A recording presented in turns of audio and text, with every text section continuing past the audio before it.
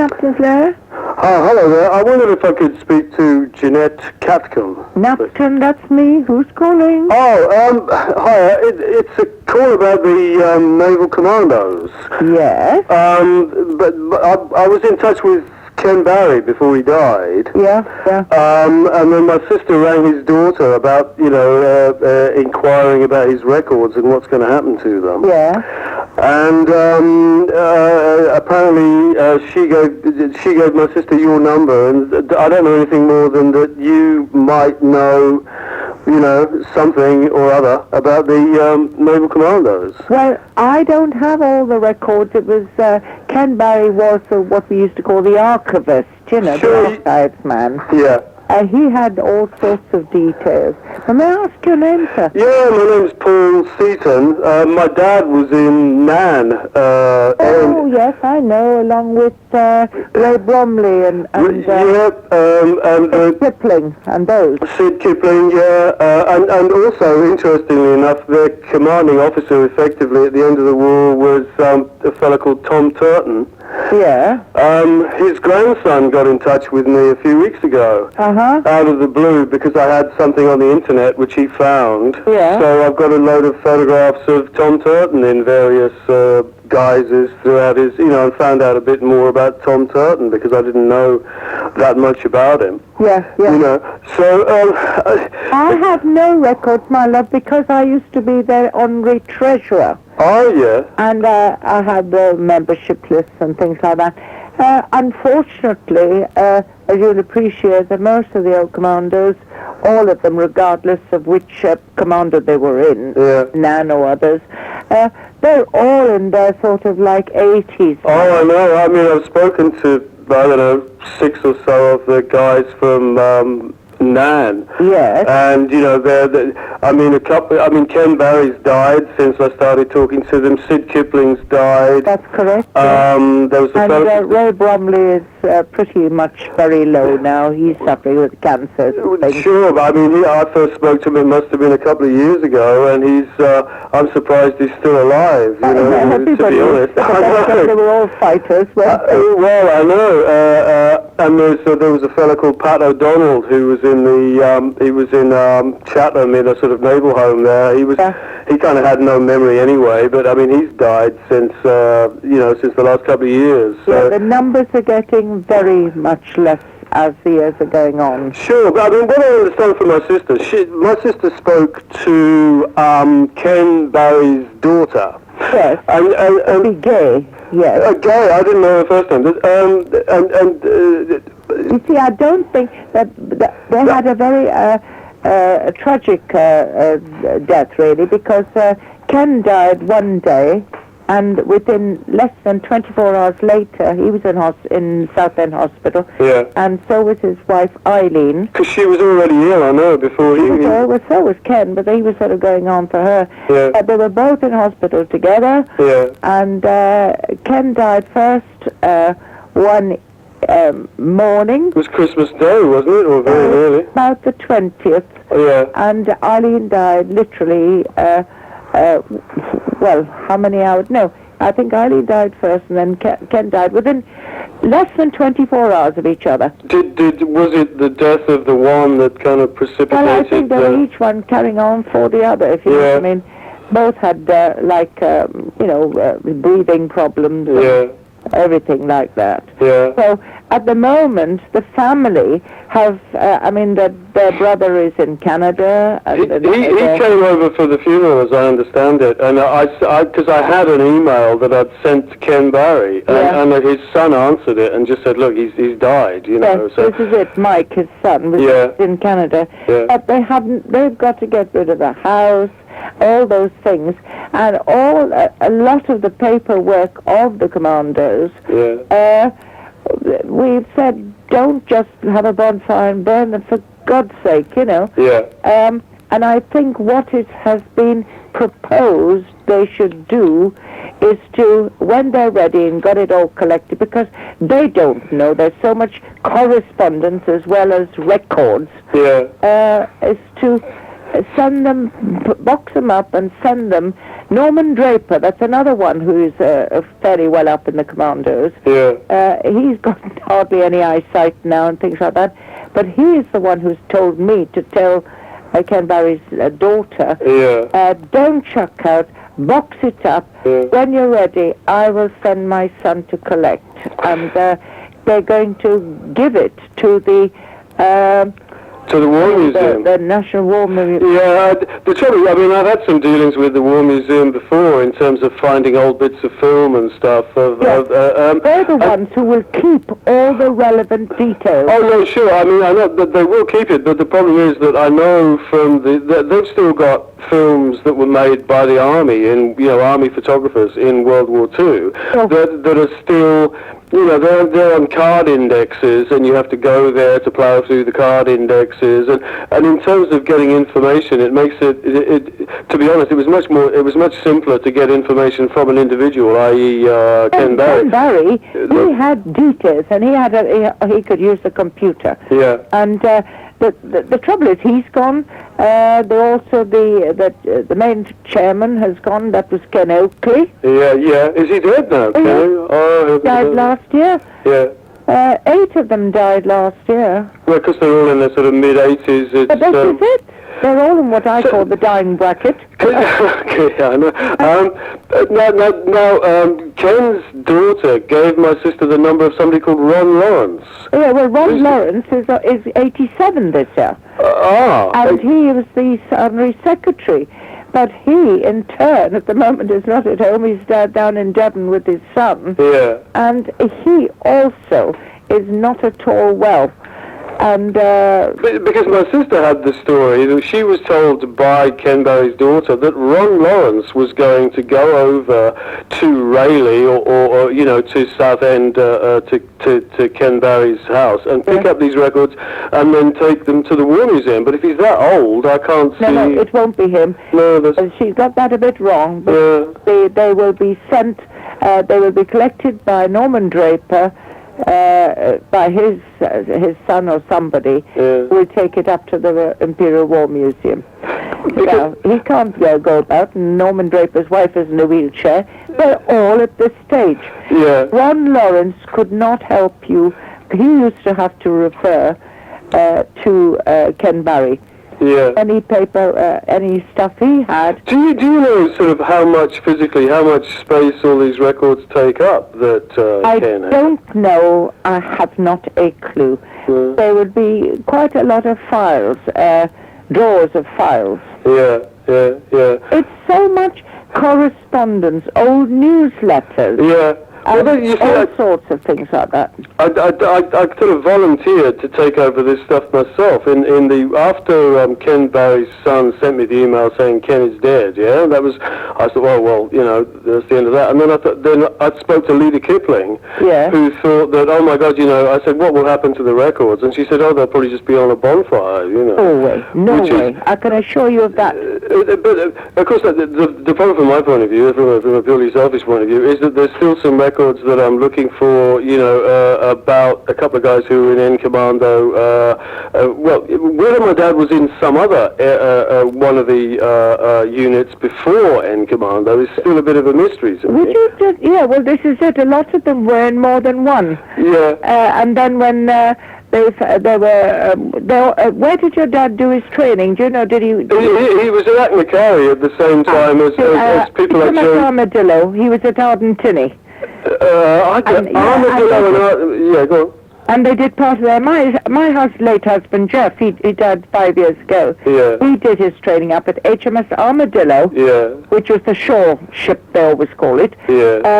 That was based at Ardentini, near Dunoon. Yeah. Oh, you should. From there, you could get to Aknakari, which is where they were part of their training, was there, you see. Sure, no, but what has always bothered me is that my dad seems to have, he was sort of signed up, on his naval records, it says Copra, from, I think about August 1942. Yeah. And then N Commando wasn't actually formed according to Redshaw's records till February 1943. Yeah. Most of the other people from N Commando were actually was signed up, Copra, quite a few months later. So was Jeff in Copra. Copra was like a base.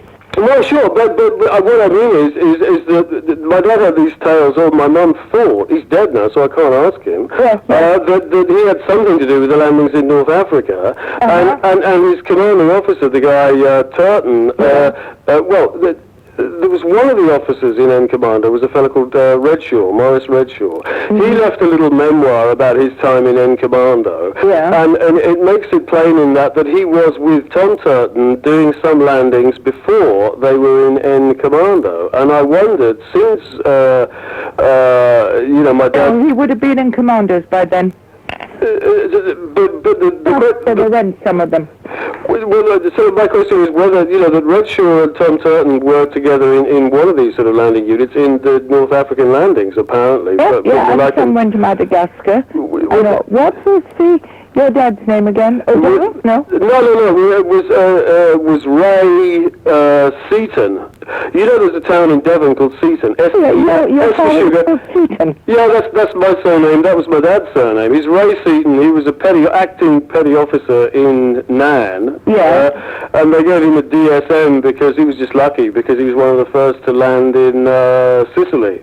That's right. So he kind of got it pulled out of a hat, so he ended up with a DSM. That's how they used to do a lot of things. Yes, I know. So what was your dad's name again? Was Raymond. Yes.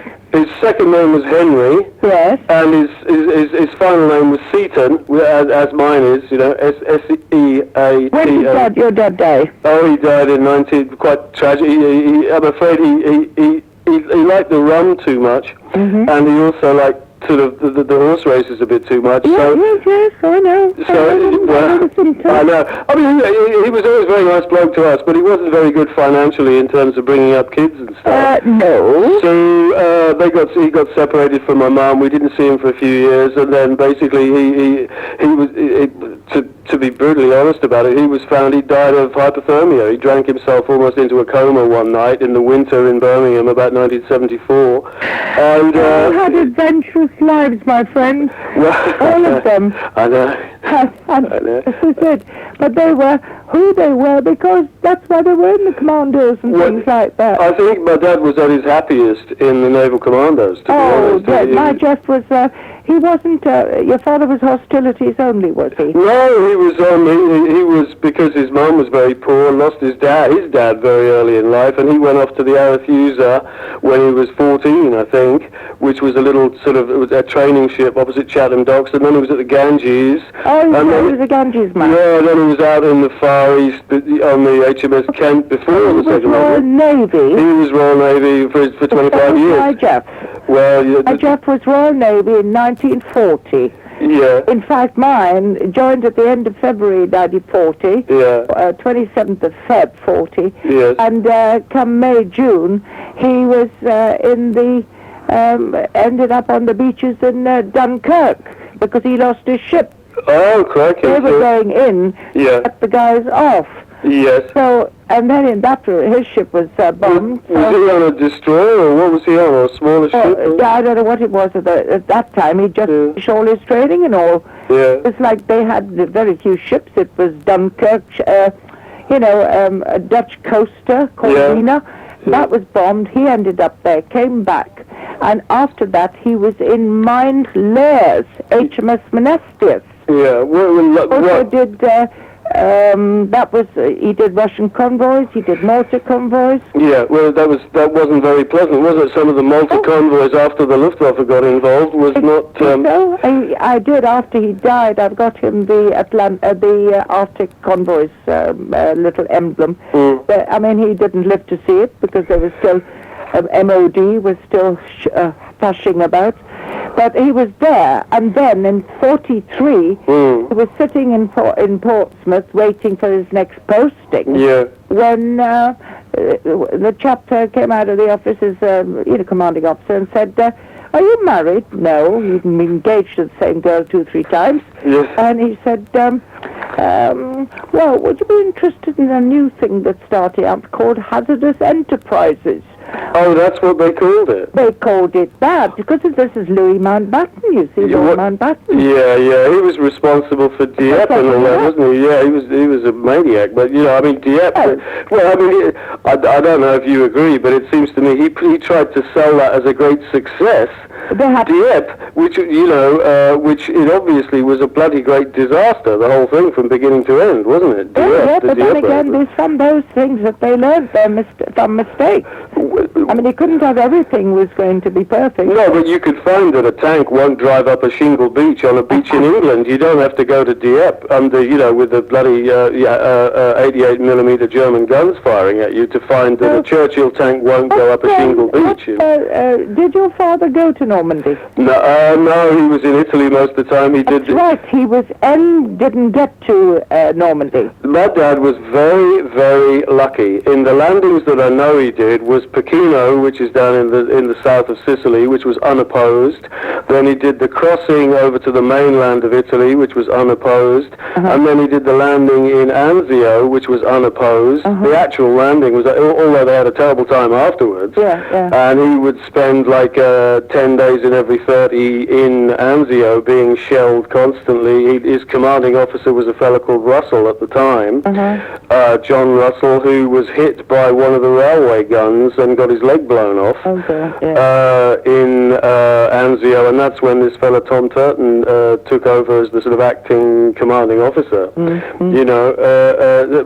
in terms of the landings, the landing, I know that I spoke to Ken Barry, he was on Sword Beach, wasn't it? Ken was on Sword, my Jeff was on Gold, next door to Omaha. I think they had a much worse time landing there than the guys, the landings that the Salerno landing was pretty horrible, Salerno was.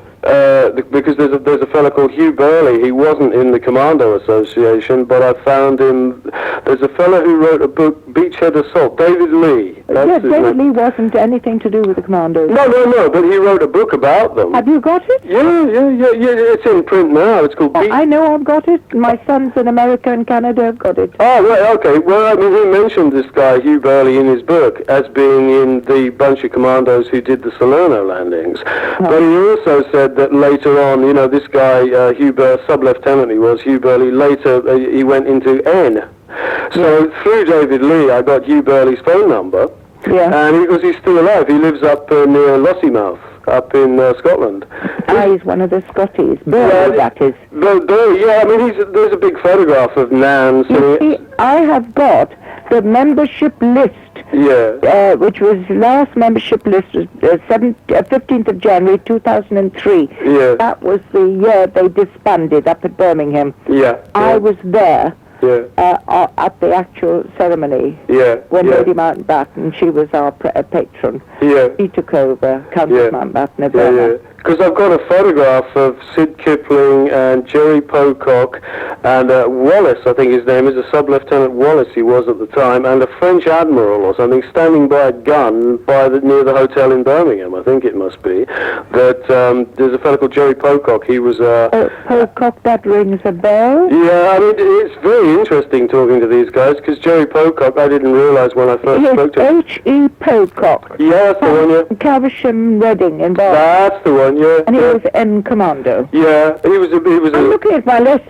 Oh, but the thing that I would like to know is, if you look at the list of N Commando, you will see a guy there. One of the acting lieutenant, I think, acting lieutenant would be Turton. Thomas Turton. Let me look at T for Turton. I've got it alphabetical order.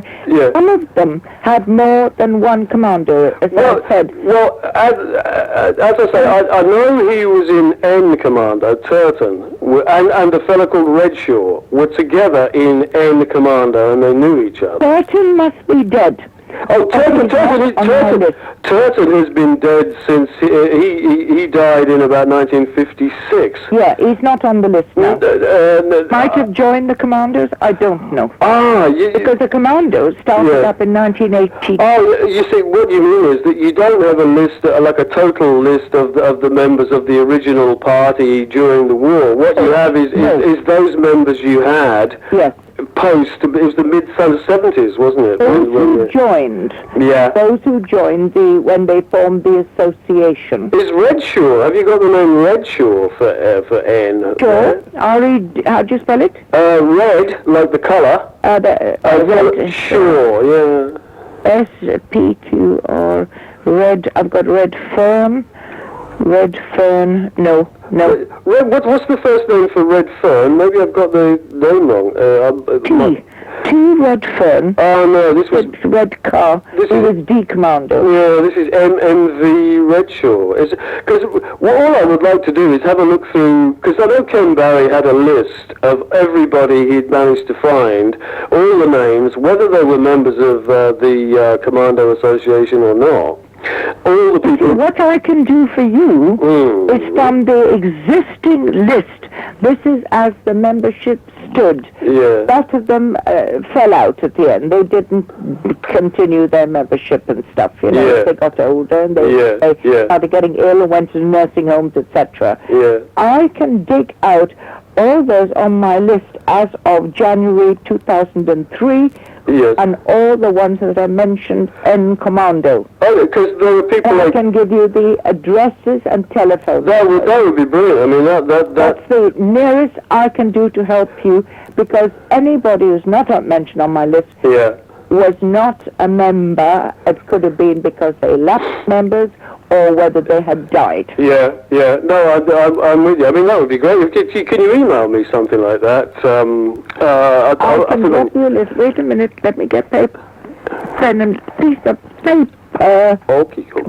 I've got bits falling out of it. Don't worry. I'm like this.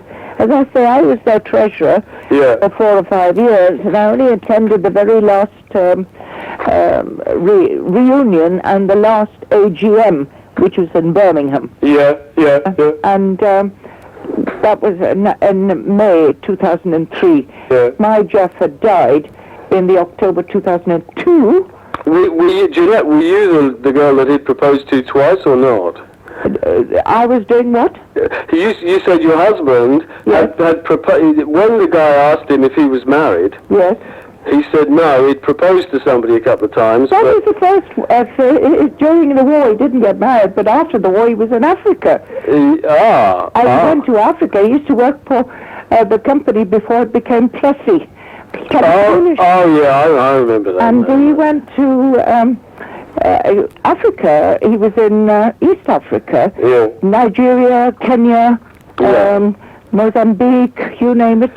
So you didn't. I mean, it's a little difficult to say, but you sound very, very sprightly. I would imagine that you're not as old. I'm 76 this year, dear. I'm near 76. I'm 76. So you were 10 years younger than your husband. I was 10 years younger. Jeff was 86 this year. And I was in Kenya for a 2-month holiday with my 5-year-old son. Not very happy in my marriage at the time. No. I had a cousin who was with East African Airways. Who now became Kenya Airways. He was a pilot and he had a farm there. So I went out for a 2-month holiday, never came back to England, stayed there, and during that time I met Jeff. I got married, and he'd been married before. We were both on second-time rounders. Okay. And then when did you get back to England then? I came back to England in 1980. Okay. And when did you leave England, if I can ask you? I haven't left England. No, but before 1980, how long had you been away, was what I was getting I've been away from 1972. That's not You see, I may not sound English because I was born in India. No, you do sound English to me. You sound... A lot of people are saying you sound South African. I said, no, I'm not. It's... I was born in India, 3 generations. My father and grandfather were British Army out there. Yeah.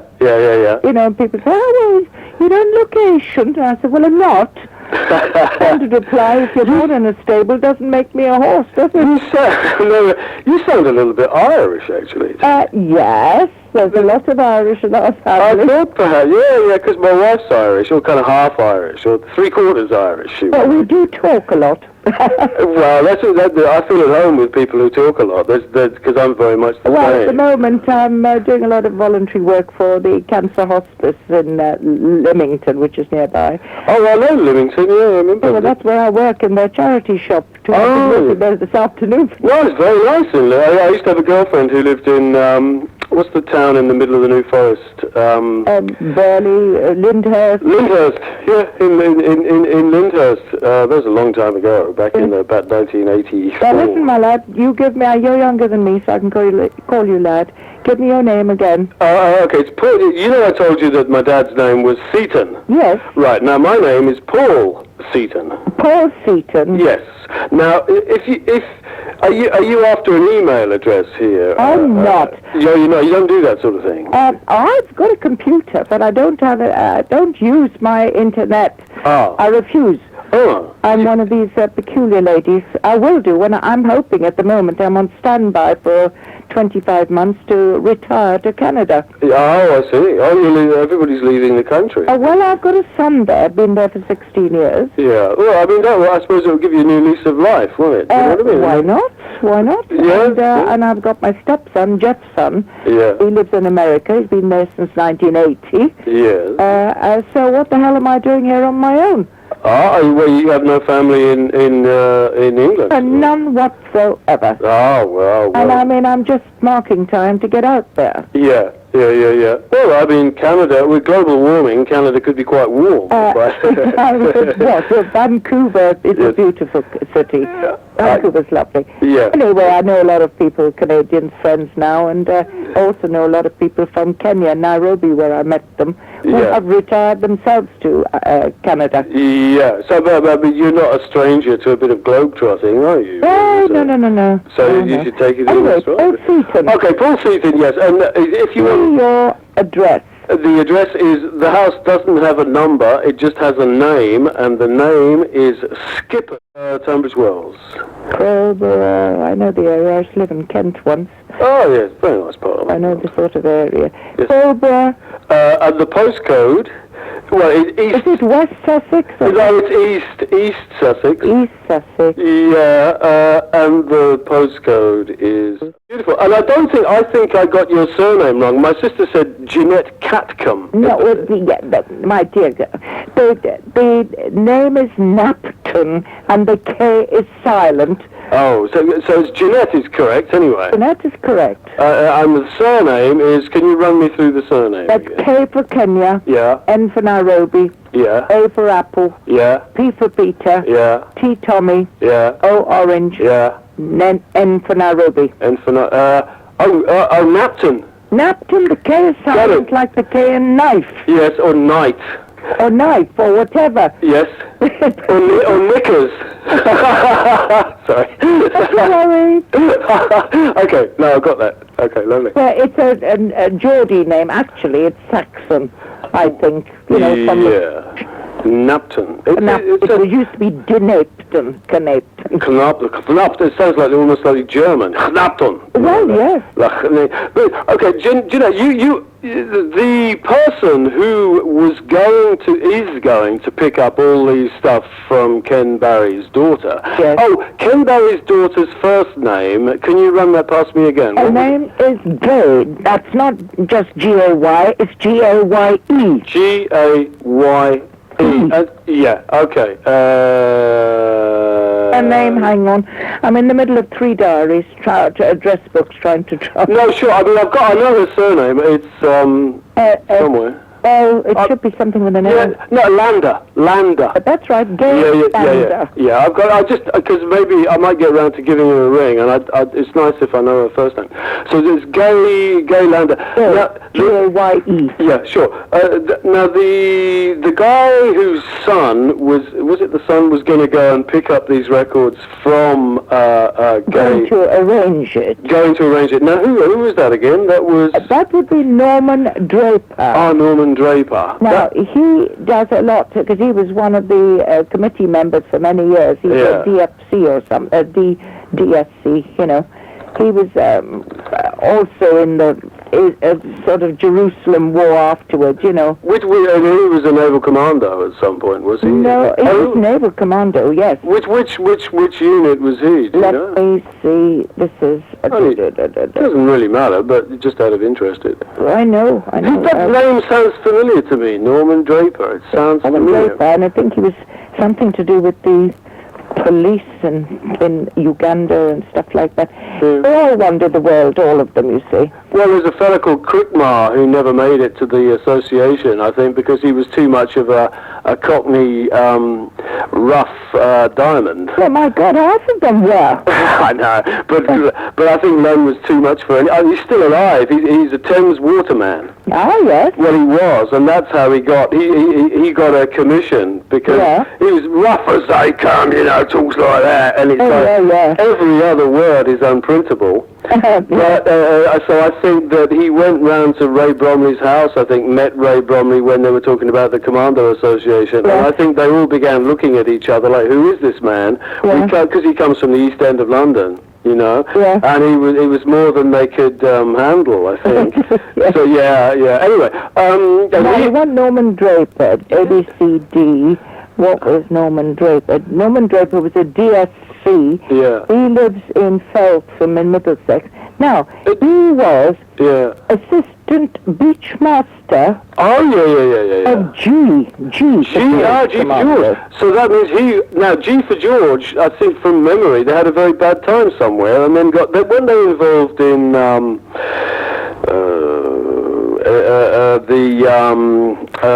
the Mountbatten one, the very bad one in what was that we were just talking about? You said not Salerno, you DIEPPE. In DIEPPE, and they got pretty well wiped out, and they got reformed and did the North Africa handling.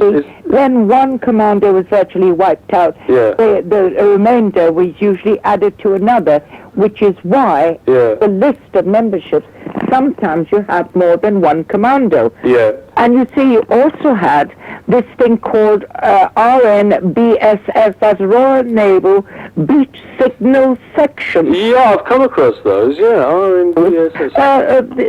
The ones who were straight commandos used to sort of look down on them a bit and say, oh, well, they were only beach,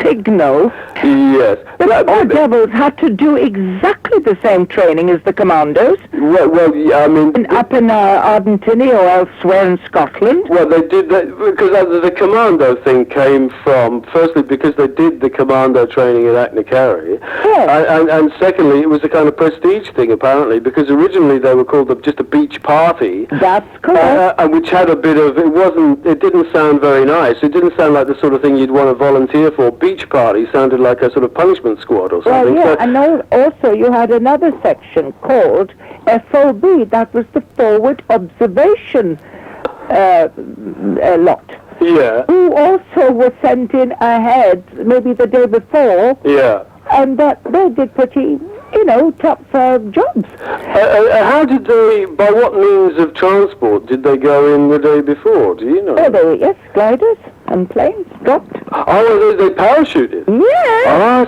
Oh, Jeff had to do parachute at Ringway. Yeah. They all had to do something of everything, except you had these specialist sections, like if there were, I know one of the chaps who was in, Jeffrey was in Q Party, Queens, and they used to be very rude and call them queers. Yeah. Well, as you would. And, amongst friendly like. Well, one of them in him actually was. He was Queen's Party. No, I mean, he was in Man, but he was gay, and he ended up running a dress shop in San Francisco after the war. Yes. You had quite a lot of our guys were also in, oh dear, where the hell were they? They're in Canada, in Australia, all over the place. We had another one called LCOCU. That was the ones where they'd under water. Yes. Where they went ahead, swam ahead, and had to dismantle any underwater mines and things like that. It was all specialist jobs. Well, I got a video from the War Museum. I only got it yesterday. Which is it's a sort of 15-minute video, and it's a training movie for beach landings. And it goes through. It was made in Salcombe. Yes, that's right. Just before the landings in Sicily. In the summer of 1943 they made it. And there's a little bit of film of one or other naval commando unit. It could be by Dad's lot. There's no way of telling. You can't see clearly enough. But I had no idea how complex those flaming landings were. Oh my God! Because you'd need a degree to understand it. It is so complex. I know. They start off with a map, an aerial photograph of the beach, and then they start drawing little lines on it. Here's the fuel dump, here's the ammunition dump, here's where the flags are, here's where the signs are, here's the army headquarters, here's the beach headquarters, here's the signal section. And by the end of it, this whole map is totally covered in little arrows and letters. And you also have all the mines and the things for, tanks and stop anything coming. Even the organisation of the sort of one-way systems behind the beaches is enough to blow your mind, really. Do you know something, Paul? Did you ever see the film Saving Private Ryan? I did, yes. Now then, I'll tell you something. As I told you, my Jeff was on Gold, which was next to Omaha, that film was about Omaha. Yes. And we saw it with his sister, came down from up in Tyne and Weir. And we went to a matinee show, and the next day we went to a friend's house for lunch, and my Jeff had his first stroke the day after he'd seen that film. Oh, God. And how did he... You know what? He always sort of said, he never said much about it. I said to the doctors, that has unlocked and it brought back so many memories. Yes. Because they didn't have this modern thing called counselling, did they? No. Well, also, I mean, the film I'd seen, I mean, the film The Longest Day? Yes, I've seen that. I mean, but that was a very, a kind of a Hollywood version.